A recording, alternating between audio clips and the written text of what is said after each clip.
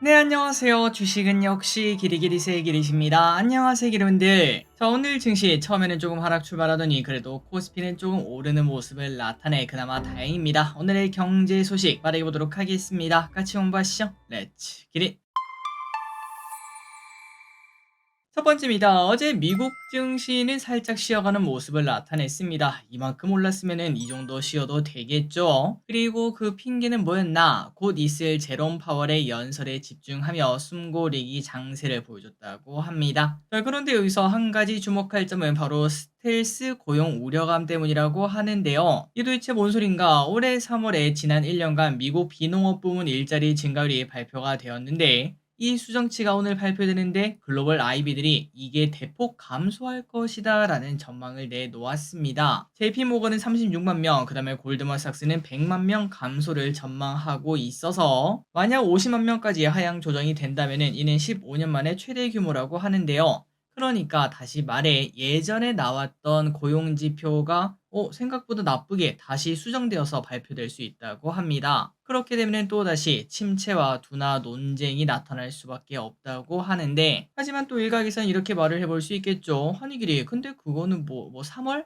야 3월이 도대체 언제야? 그 옛날 지표 때문에 뭐 증시가 크게 빠지거나 그러진 않을 것 같은데 라는 시각도 존재한다고 합니다. 어쨌든 오늘 발표되는 이 고용지표는 조금 챙겨볼 필요가 있겠네요. 다음입니다. 오늘 가장 뜨거운 주식 중 하나는 바로 유한양행이겠죠. 국내 신약 31호 유한양행의 렉나자가 FDA 승인을 어제 저녁에 받아냈습니다. 이번 승인은 국내 제약업계에서 항암제로는 처음 받는 FDA 승인이다 보니 더 의미가 깊다고 하고요. 그런데 유한양의 왼쪽의 차트를 보시면 그전부터 이미 주가가 많이 오르고 있었죠. 요 기대감이 이미 선반영되었다라고 얘기를 해볼 수 있었고, 그리고 장 시작 전에 아마도 이제 우리나라 그 주식의 특징을 아시는 분들은 야 어차피 세론 나오는 거 아니야 이러한 걱정을 했는데 역시나 오늘 세론이 나오며 윗꼬리 음봉으로 마무리가 되는 모습입니다. 뉴스에 팔아라가 나왔다는 거겠죠. 하지만 그럼에도 증권가들은 유한양행을 긍정적으로 분석을 하고 있는데요. 단독요법의 신약 출시 가능성은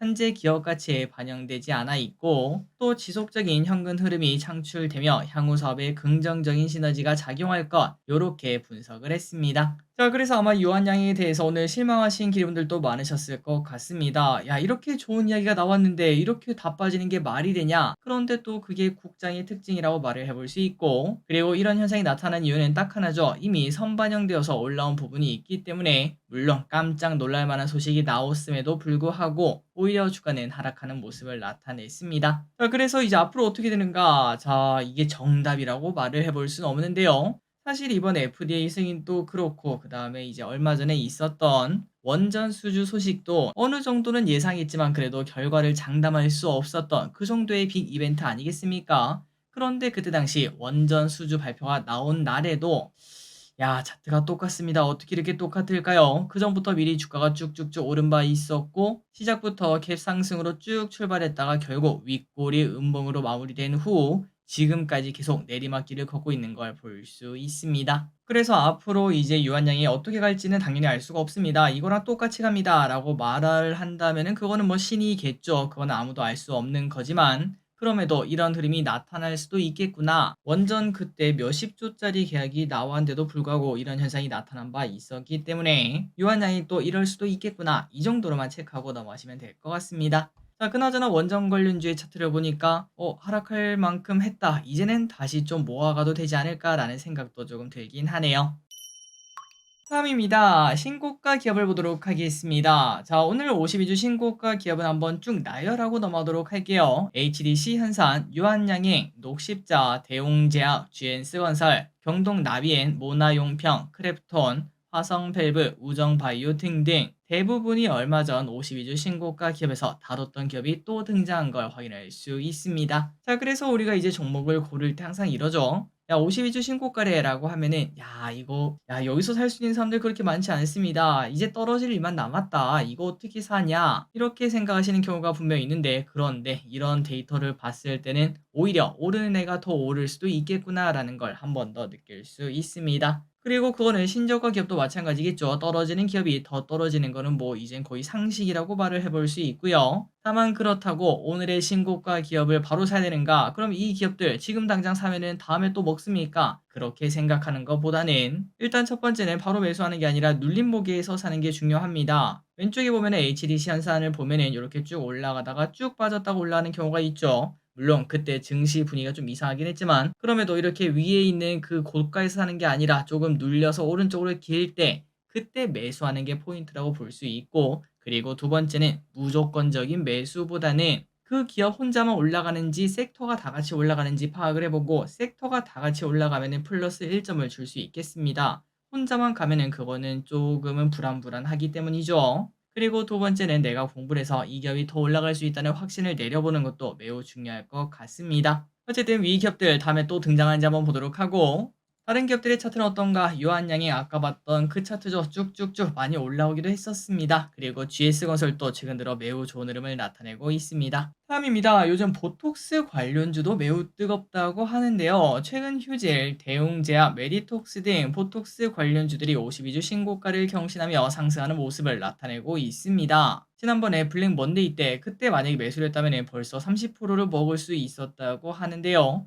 자, 그렇다면 그만큼 시장에서 집중도가 높다는 건데 보톡스가 왜 이렇게 집중을 받는지 보도록 하겠습니다. 당연히 뭐 호실적 때문이라고 말을 해볼 수 있겠죠. 휴재 같은 경우는 FDA 품목 허가를 획득하면서 미국 수출을 시작했고, 대웅제약도 호주에서 판매를 시작했기 때문입니다. 그리고 비만 치료제 시장이 성장하며 보톡스도 같이 성장한다, 이러한 투자 아이디어도 등장하고 있는데요. 급격한 체중 감량 효과가 생기게 되면은 피부가 처지게 되고, 그 다음에 또 이제 미용에 대한, 우리 살 빼보면 다 느낌이 오죠. 뭔가 좀 통통했다가 살을 빼고 나면은 괜히 조금 더 꾸미고 싶고, 머리도 뭔가 새로 하고 싶고 자신감이 생기기 마련입니다. 그러다 보니까 외모를 조금 더 가꾸기 위해서 보톡스를 맞지 않겠나, 이러한 투자 아이디어도 등장하고 있다고 합니다. 실제로 그런 사람들도 많을 것 같네요.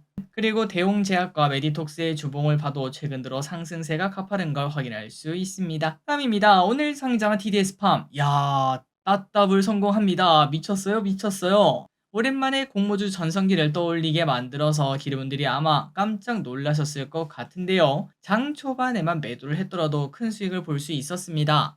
공모가 13,000원, 시초가 27,000원, 장 초반 고가 39,000원을 찍으면서 수익률 200%를 그냥 거둘 수 있었죠. 그리고 그 이외에도 계속 올라서 결국은 따따블에 성공하는 모습. 자, 이 기업은 뭐 하는 기업인가? 경피 약물 전달 시스템, 파스라고 생각하시면 됩니다. 개발 및 제조를 주요 사업으로 영위하는 기업인데, 그런데 워낙 기간 경쟁률도 좋았고 상장 주식수도 그렇게 많지 않아서 오늘 정말 오랜만에 공모주가 불타오르는 모습을 나타냈습니다. 다음 공모주도 이러한 기운을 받아서 쭉쭉쭉 상승했으면 진심으로 좋겠네요. 다음입니다. 50이라는 게임이 인기라고 합니다. 자, 패럴드 기억나시나요? 일본에서 만든 게임으로 짝퉁 포켓몬 게임이라는 별명이 존재했던 게임이죠. 그 친구가 배틀그라운드 다음으로 최고 동접자 2등을 기록했었는데, 어제 검은신화 50에 의해 2등 자리가 바뀌었다고 합니다. 그러니까 인기가 어마무시하다는 건데요. 자, 검은신화 50이 뭔가? 바로 RPG 게임으로서 몰입감이 뛰어나다는 평가를 받고 자연 경관 등에 매우 큰 신경을 쓴 게임이라고 합니다. 그래서 게임을 하다 보면은 자연을 보느라 멈추게 될 정도로 이 그래픽이 되게 좋다고 하네요. 자, 그렇다면 우리나라에 관련주가 있나 봤더니 중국 게임이라고 합니다. 과연 이 게임은 어디까지 인기를 끌고 나갈 수 있을지, 지금 아마도 인터넷 방송이나 게임 방송을 보신다면은 정말 많은 스트리머들이 이 게임을 하고 있는 걸 확인할 수 있습니다.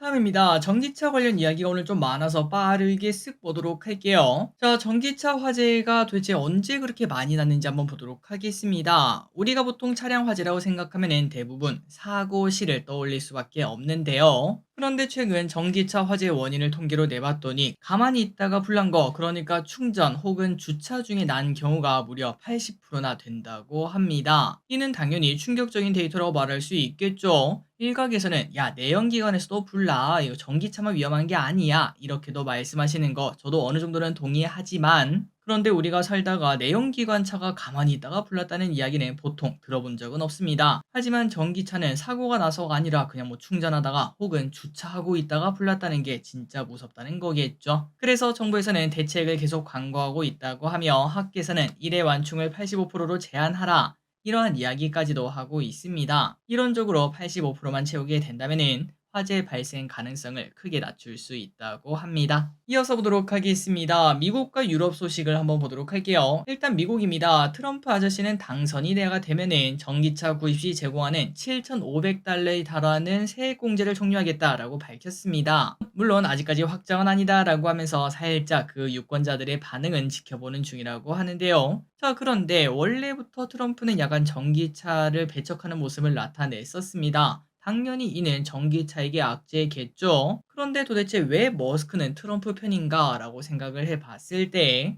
두 가지를 말을 해볼 수 있습니다. 첫 번째, 테슬라는 더 이상 전기차만 있는 기업이 아니다. 그러니까 이 보조금이 없어지면서 전기차 판매량이 줄어든다고 해도 테슬라가 망할 정도는 아니라는 거겠죠. 그리고 두 번째는 이미 전기차 시장 내에서 정점을 찍은 테슬라는 이러한 보조금 삭감으로 다른 전기차 업체들도 완전 박살이 나지 않겠습니까? 특히 자리를 못 잡은 신흥 기업들, 그 친구들이 막 파산하고 그런 경우가 생길 수 있습니다. 그렇게 되면 결국 테슬라는 승자 독식이 가능하다. 이러한 이유 때문에 아마도 머스크가 트럼프 편이 아니겠나라는 생각이 나온다고 하네요. 다음으로 이제 유럽 이야기를 보도록 하겠습니다. 유럽에서는 중국 전기차에 대한 관세를 결정했는데 예상보다 조금 낮게 결정을 했다고 합니다. 원래는 38.1에서 36.3으로 살짝 낮춰서 아마도 앞으로 중국과의 협상을 좀 하지 않겠나. 단순히 중국 때리기가 아니라 그래도 때리는 척 하면서 서로 뭔가 받을 건 받고 줄 건 주고 이렇게 하지 않겠나라는 전망이 나온다고 합니다. 그리고 현대차가 미국 전기차 점유율 2등을 차지했다는 소식도 나왔습니다. 미국 매체에 따르면 올해 7월까지 현대차와 기아의 미국 전기차 시장 점유율은 10%로 집계되며 2등을 기록했다고 하는데요. 참고로 포드는 7.4%, GM은 6.3%를 기록하고